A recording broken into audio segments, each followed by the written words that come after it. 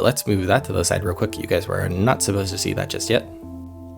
Alrighty, so most of Haru's kit was just released earlier this morning in the Japanese stream for the day before launch.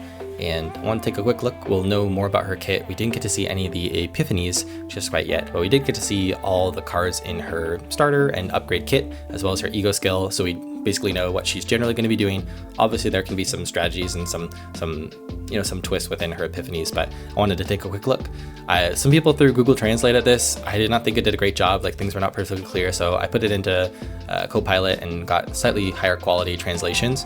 But they did show us, you can see here on the right, they did show us her base and her upgrade kit, as well as the ego skill. And I'm going to be going through each of her cards, talking about what they do. And the devs gave some suggestions for characters that will pair well with her. I'll give my comments on that, as well as some other characters I think that maybe they didn't include. Now, that being said, I did not watch the entire stream, and I do not speak Japanese. So if they mention a character or a particular strategy that I'm repeating here, it's not because I stole it from them. It's just because I didn't catch it when they said it. I mostly just skimmed through the thing and looked at the subtitles because it's not translated into English. So the first thing is she is a DPS, and she is the blue element, justice, or whatever it is. And as normal, your first cards are going to be attack, and attack skill. So she has 3 different ones. She has attack and then a 2-cost attack and then skill. So very similar to Calipe or Cassius. And then her 4th card is the interesting one. That's the last of her starter cards, the one that starts to make a character unique. And that is her Anchor Shot. I'm assuming it's Anchor Shot, not Anchor Shoot. But it is a 2-cost that has a base damage of 240%. And every time you use it, it scales up by 60% up to 5 times. So this is a card that wants to be used over and over again. I think we knew that from sneak peeks that we got before, but here it is confirmed.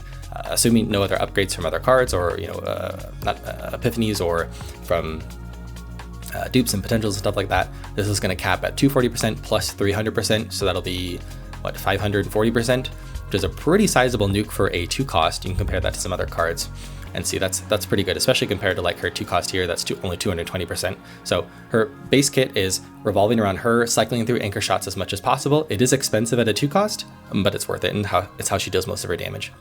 And then looking at her upgrade cards, going left to right, the first one, this golden one here, will put Anchor Shot back in your hand, and you can take it from the deck or the graveyard, which is another word for the discard pile.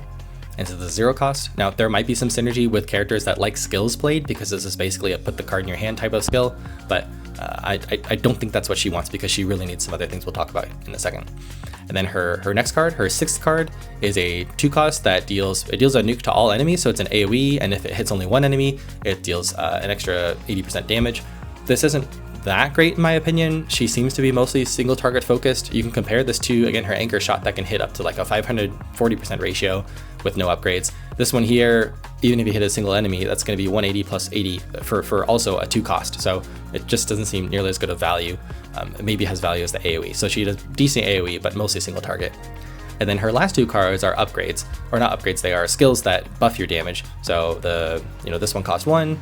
This one, what is this called? Energy Charge, and increases your attack card's damage by 30%. And then the last one, her ultimate, costs 0, and it basically buffs your Anchor Shot in your hand for 1 turn. So it makes your Anchor Shot even stronger. It costs 1 more, and it increases its damage. Now, I really hope this is multiplicative increases. I know there's been some discussion about sometimes it's unclear whether a card is increasing the ratio itself or doing a multiplicative increase. I really hope this is multiplicative, because she already has a really high ratio with her Anchor Shot, as we saw before. It can get as high as 540%.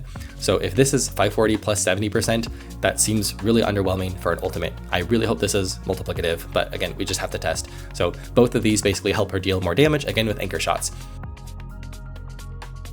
And so you can see it's pretty clear what kind of archetype this character is feeling, right? She wants to cycle through Anchor Shots as much as possible. She wants to get 5 of them out of the gate so that she's dealing maximum damage, and then just cycle through them. She is quite expensive with her Anchor Shot, and card that actually makes her Anchor Shot cost more. So the obvious pairing that the devs suggested was Mika, because Mika obviously basically solves all of your AP problems. They also have the same element, not that you would really care about it, but if you're ever doing attacks with Mika, I guess she will synergize with Haru in both dealing the justice type of damage, but I don't think that's a huge deal. The main thing is that she gives her a lot of AP to be able to play her cards as much as possible.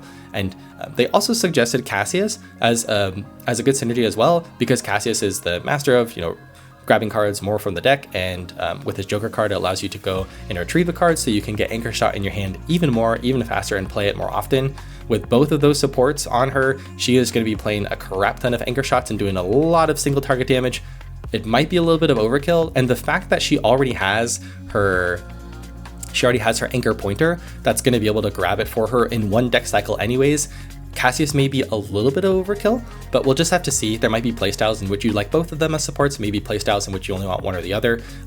Some of the cards might become cheaper through her Epiphany upgrades, or she might be able to draw more cards with different Epiphanies for that Anchor Pointer. So we just have to see the Epiphanies to really know what kind of styles she's going to be going for. But as far as supports go, Mika and Cassius work super well. Now, another character that they suggested would synergize well with her is Owen, and I 100% agree with this.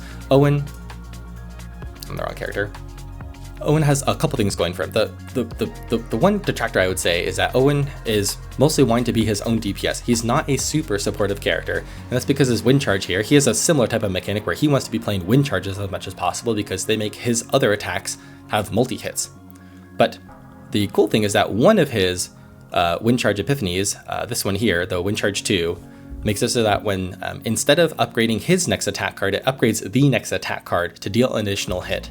And this is one of the best ways to upgrade to improve a unit like Haru's damage, because Haru doesn't really benefit from morale improvements, because morale just increases the percent ratio by 20% per stack of morale. She already has really high percentages with her 540% on her Anchor Shot. And so she instead wants to be paired with units that apply vulnerable, because again, I don't think we've tested this, but we believe vulnerable is a per hit multiplicative increase in damage. And so you would really want to pair that with a unit that has few hits but high percentages on those hits, which is exactly what Haru does. And then secondly, if she can just hit more on these high percent nukes, that's really good as well. So increasing this from a 540% one hit to, after Owen uses his upgrade or his skill to increase it by another hit, it'd be a 540% times 2. Could be really good. Now the problem is that aside from that, Owen doesn't offer a ton. Like, he has some shields, I guess, but when I reviewed him before, he mostly comes across as a character that wants to be primary DPS. He has some utility, but not nearly as much as like Cassius or Mika, who are very much trying to take the backseat in terms of damage. And so I can see Owen maybe trying to compete a little bit with Haru, and I'm not sure how much you'd want to build around two different DPSs and maybe a third, like a support character like Mika. But those two particular synergies, if you can get a run where you get his wind charge, I can 100% see that working well. And so how I would phrase it right now is Owen probably will not want to be paired with Haru for a chaos run, because it's 100% dependent on him getting this wind charge epiphany, which you just don't know if and when you're going to get it. But he probably will work really well in battle modes in which you use fully built characters, where you have previously built a version of Owen that has this epiphany, and you take him in with Haru into a fight, and you just go into the fight knowing that he's going to be supporting her. That's how I'm guessing it's going to work. I probably wouldn't take him into a run with her right out of the get-go, where they start with just their base cards, because they're both kind of selfish and want to play individually. There's two other characters that I wanted to cover briefly that might sync well with him. The first is Magna. And again, I don't know all of what was exactly commented on in the stream. I just know that they did a run with her. And my guess is that the main motivation for running Magna with Haru is because, wow, blue, blue, blue, it's blue all the way across. And that's, in my opinion, just about as far as you can really go in terms of talking about synergy. I mean, I guess she's a defensive shield unit, and Mika offers some heals. So if you run the three of them together, then you kind of have, DPS, shields, and heals. You kind of have your bases covered if that's a good strategy. We don't know for sure in terms of like what exactly constitutes a good team comp, but aside from that, they don't have a ton of synergy. This chick, she wants to be gaining shields, right? Her ultimate is a Storm of Bitter Cold that makes her gain a counter every time someone on her team gains a shield. So she wants to be paired with like a Maribel or a Calipe that's going to be generating a ton of shields. And Haru only has one shield in one of her basic cards. I think that one's a shield, if I remember correctly.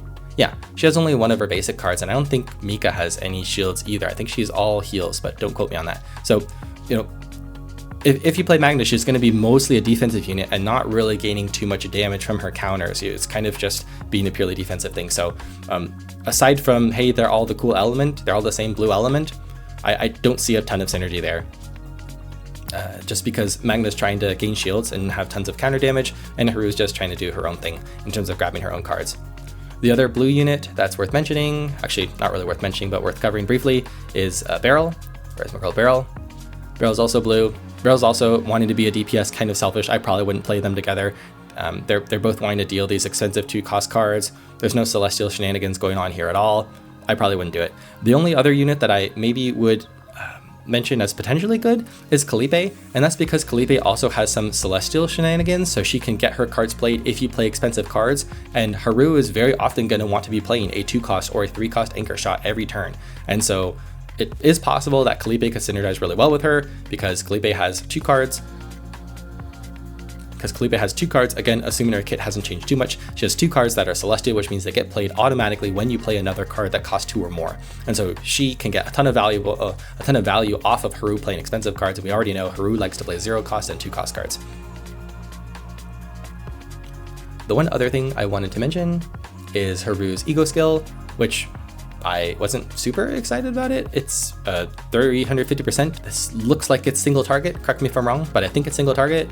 And it deals more damage for each buff that you currently have. This is where things get a little confusing because like vulnerable is a debuff on the enemy, it's not a buff for you, so it wouldn't help with Owen. I'm trying to think of what buffs Mika has. I'm not sure what unit you pair with her to get a ton of value out of this. Like this kind of speaks a little bit differently. You wouldn't want to pair her with Nia because Nia gives you a lot of morale. That's nice, you'll get an extra 50%, but then you're playing with morale, and Haru wants something that helps her nukes deal more damage, and just increasing, the percentages by, 20, 40, 60, 80, 100% isn't going to be nearly as impactful as, Owen giving her vulnerable for each hit. So I'm not 100% sure what she's intended to be doing with this ego skill, but we'll just have to see. And so again, that's my quick take. We'll know more once we see her kit, once we see her cards in game and see all her epiphanies, but I'll probably be trying to get at least 1 copy of her so I can play her and learn more about the characters because I want to understand the game mechanics, but I'm probably not going to be looking for too many dupes on her. She's not really my type of character, but she does look fun. So let me know, what are you guys' thoughts on her? Are you going to be pulling for her or looking for your favorite characters in the game that comes and releases soon? And I will catch you in the next one.